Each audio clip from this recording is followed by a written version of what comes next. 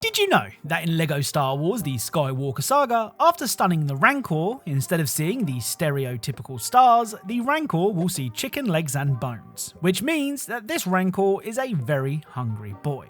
Hello and welcome to Hidden Video Game Details, the series that aims to show you the things that you may have missed in your favourite games so that you can look really clever in front of that teacher at school that everyone gets a weird vibe from even though no one has been able to prove they've done anything wrong. Leaving a like is always a really cool thing to do, and be sure to leave your suggestions in the comments down below and I'll make sure that you get a shout out in the credits at the end of a future video.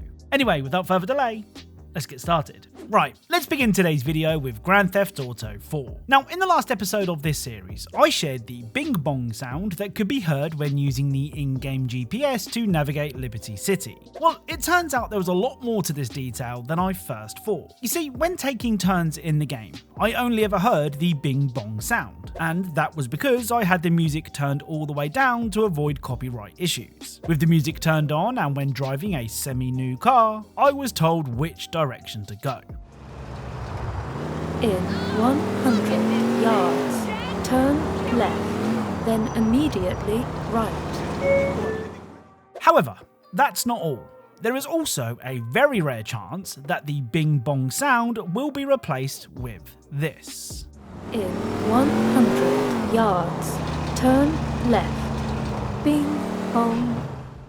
So instead of the bing bong sound, the GPS voice will say the words bing bong. Now, like I said, this is really rare and can only be heard when driving a car with a female GPS voice, which in my experience at least was really hard to find. I'd be interested to know how many of you have heard this sound when playing the game. Let me know in the comments. The next GTA 4 detail is typical Rockstar humour.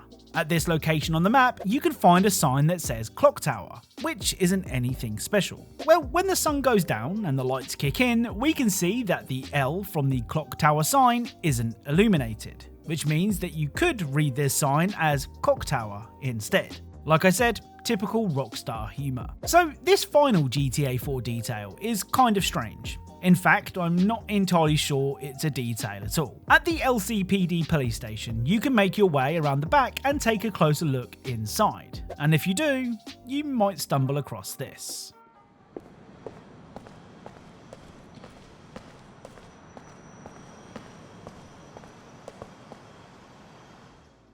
So inside of the police building, we can find a man on the floor and a lone police officer standing over him.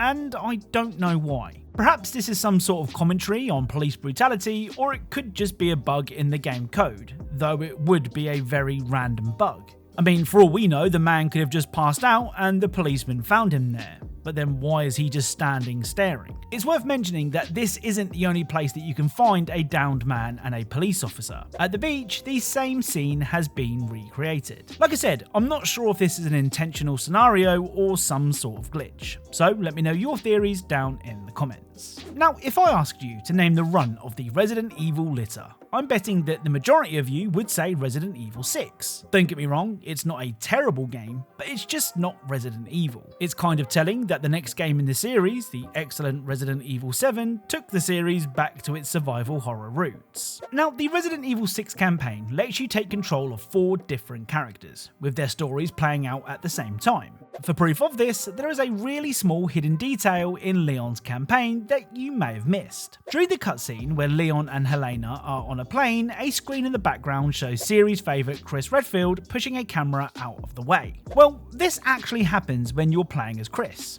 During the first part of his campaign, he's approached by a news crew and pushes a camera away. Don't get me wrong, this isn't the biggest detail in the world, but I think it's really cool. Now, this next game released on a console that some of you may not be familiar with.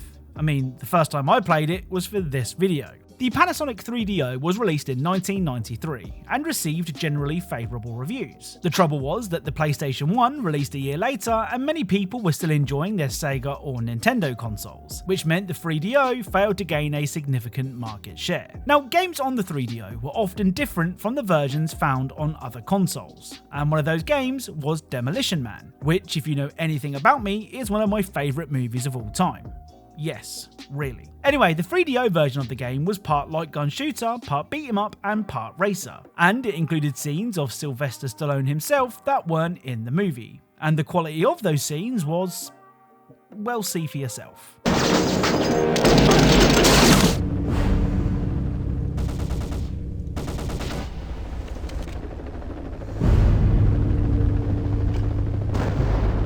Now, I'm guessing that a lot of people didn't play Demolition Man on the 3DO, so they won't have seen that Mr. Stallone tells you off when you get a game over. But some of those messages are hilarious, either because of the acting or because of the dialogue. Here are a couple of my favourite game over screens in Demolition Man on the 3DO. Come on, is this the best you can do? Hey, Puke Skywalker, use the Force. You're a nice kid, but you suck. Hey, Luke Skywalker, use the Force. So it looks like you're the first action hero. Good, but I would say it's horrible yet terrible. Ugly yet disgusting. You suck. I mean, my personal favourite scene is where Sly looks completely uninterested before presumably being told that the cameras are rolling. Truly Oscar-worthy stuff. So another game that we covered in the last episode was Cryptmaster, where we discovered that being really bad at the game would cause the game itself to walk you through the refund process. Well, a couple of people mentioned something else that I might like. If you type fart, this will happen. Fart? Did you say fart? Are you giggling? What's going on here? And if you type burp, this will happen. I don't care if it's immature, I love details like this. So a game that has been on my radar for a while now is My Summer Car. Now you may think that a game called My Summer Car is all about restoring a car for the summer, and you would be right. However, things aren't that simple. You see, My Summer Car is also a survival game, which means you need to manage your hunger, thirst, stamina, and more. You even need to control your character's bladder, deciding when and where is the best place to go. Well, one bit of advice: do not pee on electrical items.